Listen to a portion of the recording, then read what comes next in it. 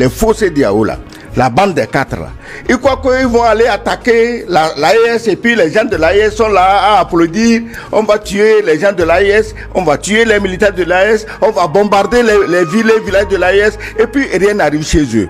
Aujourd'hui, si une région où des pays sont réellement en danger, c'est la bande des 4 qui se croient à l'abri et qui auront de très désagréables surprises le jour où ils vont toucher à un seul cheveu d'un pays de l'AES. Mais qu'est-ce que vous croyez?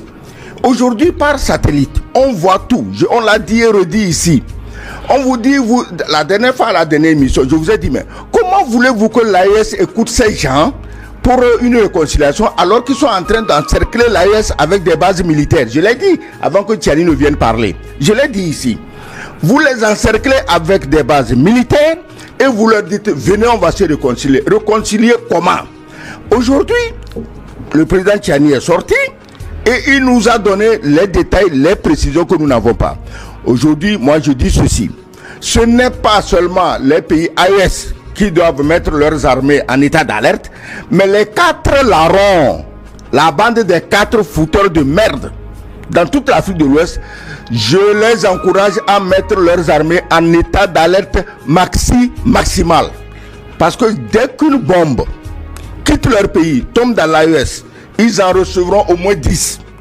Dès qu'une armée même de 10 personnes quitte leur pays, parce qu'on vérifie tout, on sait d'où les gens viennent, et attaque un pays de l'AES, ils recevront des divisions blindées entières.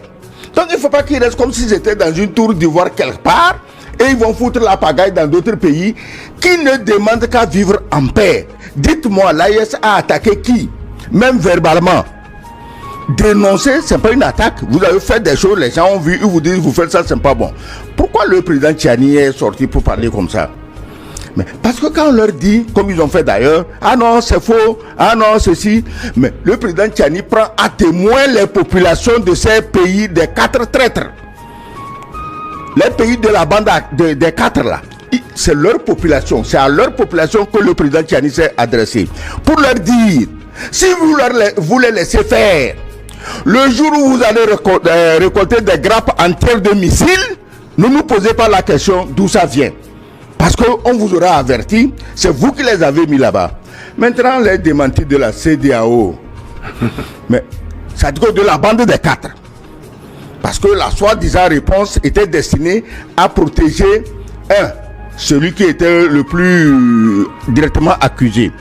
Mais il n'y a pas de CEDEAO.